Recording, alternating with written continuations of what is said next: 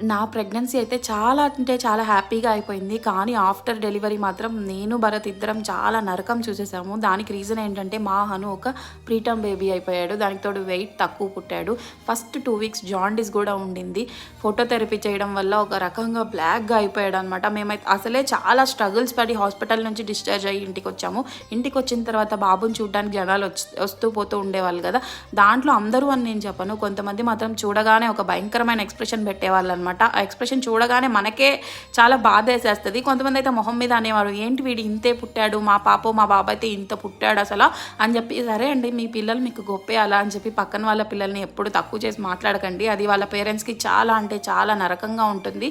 దయచేసి ఎవరు అలా బిహేవ్ చేయకండి. And that preterm baby parents ఎవరైనా ఈ వీడియో చూస్తూ ఉంటే ఏం వరీ అవ్వకండి. టైం అనేది ఎప్పుడు మూవ్ ఆన్ అయిపోతూ ఉంటుంది. మీ బేబీస్ కూడా కోపం అయిపోతారు. అసలు వరీ అవ్వాల్సిన అవసరమే లేదు. వీడియో నచ్చితే డూ లైక్, షేర్, సబ్స్క్రైబ్.